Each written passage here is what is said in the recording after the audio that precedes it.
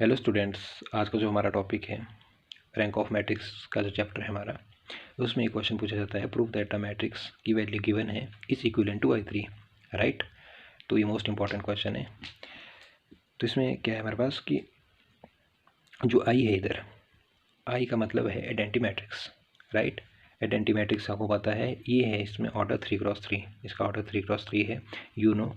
तो जो हमारी आइडेंटिटी मैट्रिक्स होती है 3x3 के लिए, वो किस फॉर्म में होगी? इस फॉर्म में 1 0 0 0 1 0 0 0 1, ये इसका 3x3 के लिए ऑर्डर होता है। यानी कि 3 रो है और 3 ही कॉलम है। जो रो होती है हमारी वो होती है हॉरिजॉन्टल, ठीक है, और कॉलम होते हैं हमारे पास वर्टिकल, ठीक है। इसको हम कॉलम बोलेंगे और ये हमारी रो होगी। ओके, तो हमने सॉल्यूशन स्टार्ट कर दिया है। तो सॉल्यूशन में करेंगे हम let A is equal to A की वैल्यू लिख दी, और मैंने आपको बता दिया कि जो हमारी जो ये वैल्यू है ए की, ये हमने किस फॉर्म में बनानी है? आइडेंटिटी मैट्रिक्स की फॉर्म में, जिसका ऑर्डर रहेगा 3x3, राइट। तो स्टार्ट करते हैं। और नेक्स्ट दूसरी बात, इसमें हम ऑपरेशन रो पे भी लगा सकते हैं और कॉलम पे भी लगा सकते हैं, ठीक है। आपको गिवन नहीं दिया गया कि आप एलिमेंट्री ट्रांसफॉर्मेशन से करें, राइट। तो इसमें हम ऑपरेशन दो तरीके से लगा सकते हैं, कॉलम पे और रो पे। तो स्टार्ट करते हैं। तो सबसे पहला ऑपरेशन लगाएंगे हम R2 gives R2 - 2 time of R1, ये लगा दिया हमने, ठीक है। अब क्या होगा हमारे पास? इधर लगा देंगे हम इक्विवेलेंस का सिंबल, ये हो गया। अब R2 पे ऑपरेशन लगाया तो R1 और R3 तो एच से लिखेंगे हम 1 2 3 और 0 1 2। अब R2 पे ऑपरेशन लगाया तो सॉल्व करते हैं। देखो R2 की वैल्यू है hair 2 - 2 time of R1, R1 की वैल्यू है 2 1। तो हमारे पास क्या वैल्यू आ जाएगी? 2 - 2 कितनी आ गई? 0। यहाँ तक क्लियर है।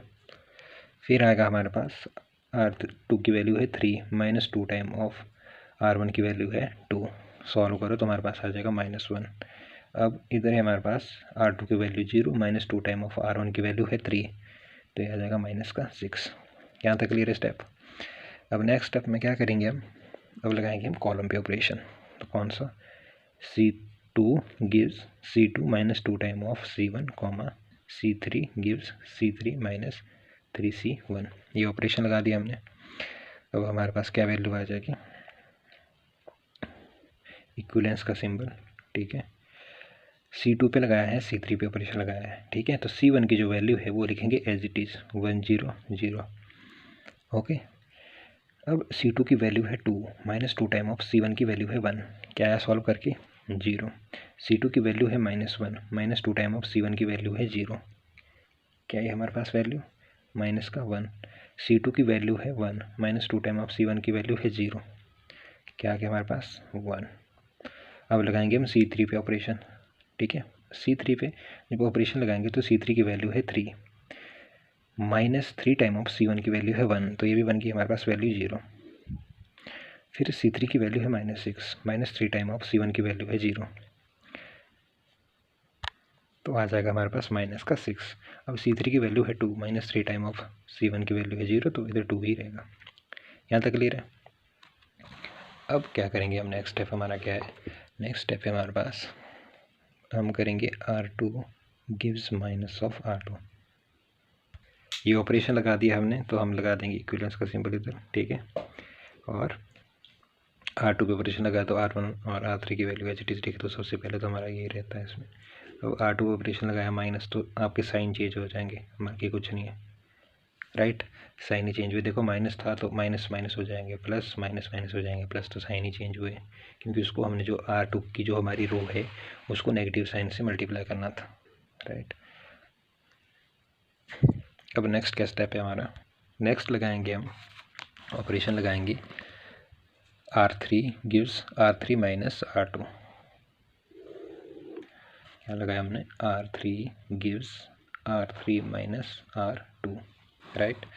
अब R3 की वैल्यू क्या थी हमारे पास? R3 के ऊपर ऑपरेशन लगाया तो हमारे पास जो R1 और R2 है वो तो एज इट इज़ लिखेंगे हम, तो this is equivalent to R1 की वैल्यू लिख दूँ 1 0 0 0 1 6, ये तो हमने एज इट इज़ लिख दी, ठीक है। अब लगाई हमने R3 पे ऑपरेशन, तो R3 - R2 है। R3 की वैल्यू है 1, R2 की वैल्यू है 0, तो 1 माइनस 0, इधर हमारे पास 0 था, इधर सॉरी मिस्टेक है, इधर देखो इधर 0 था, तो इस पर तो हमने तो R2 पे लगाया था ऑपरेशन, तो ये वाली वैल्यू तो हमारी एज इट इज रहनी थी, ठीक है। तो इसको चेक कर ले इधर R3 की वैल्यू, तो हमने क्या ऑपरेशन लगाया था, R3 माइनस R2, तो R3 की वैल्यू है 0, R2 की वैल्यू है 0, तो हमारे पास आ जाएगा 0। ओके, अब R3 की वैल्यू है 1 और R2 की वैल्यू है 1, तो क्या आ जाएगा हमारे पास 0। अब R3 की वैल्यू है 2 माइनस R2 की वैल्यू है 6, तो ये आ जाएगा हमारे पास माइनस का 4। क्लियर है, हमने ऑपरेशन लगाया था, बस हमने वैल्यू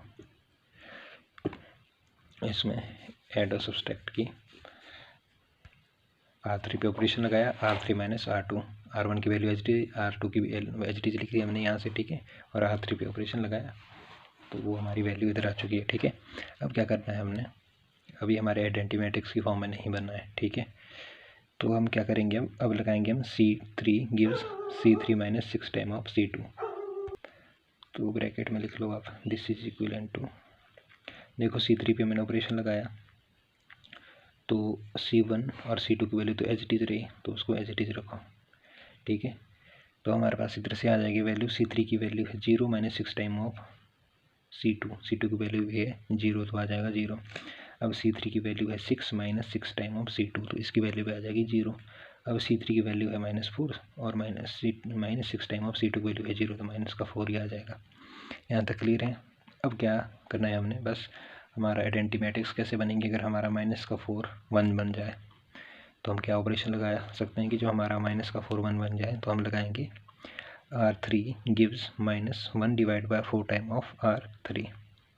अगर हम इस ऑपरेशन को लगाते हैं तो हमारे पास R1 की वैल्यू एज इट इज रहेगी, R2 की वैल्यू एज इट इज रहेगी, R3 पे ऑपरेशन लगा तो इन दो टर्म पे तो कोई फ़र्क नहीं पड़ेगा, -4 और अपॉन 4 माइनस माइनस प्लस हो जाएंगे, 4 से 4 कैंसिल, इधर आ जाएगा 1।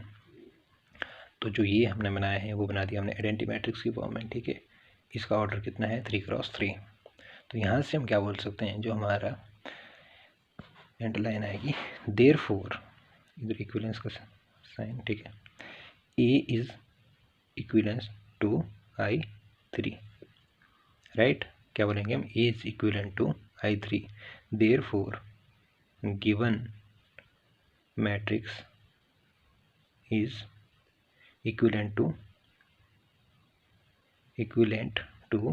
I3। तो ये था हमारा एक क्वेश्चन, क्या किया हमने, हमारे से क्वेश्चन पूछा गया था, वैल्यू दी गई थी, ठीक है, is equivalent to I3 matrix थी, तो हमने इसको कंसीडर कर दिया सबसे पहले ए, ठीक है। और मैंने आपको बताया कि जो हमारी जो ए मैट्रिक्स है, इसका हमने कैसे रिजल्ट फाइंड करना है, इसमें इसको बनाना है हमने आइडेंटिटी मैट्रिक्स की फॉर्म में।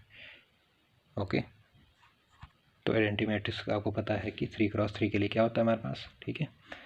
तो उस फॉर्म में बनाना है, तो हमने ऑपरेशन लगाने इसमें स्टार्ट कर दी। इसमें ऑपरेशन नंबर रो पे भी लगा सकते हैं, कॉलम पे भी लगा सकते हैं, तो जैसे आपको ठीक लगे, आपको बस ये वैल्यू उस फॉर्म में बनानी है आइडेंटिटी मैट्रिक्स की। तो हमने ऑपरेशन लगाया, ठीक है, और एंड में हमारे पास हमने क्या बना दी, आइडेंटिटी मैट्रिक्स, जिसका ऑर्डर है 3×3, यानी कि 3 रो और 3 कॉलम। तो यहाँ से बोल सकते हैं हम एंड में जो हमारी ए की वैल्यू थी which is equivalent to I3, therefore given matrix is equivalent to I3। तो ये था हमारा आज का क्वेश्चन। तो अगर आपको कहीं डाउट हो तो आप कमेंट सेक्शन में कमेंट ज़रूर करें। ओके।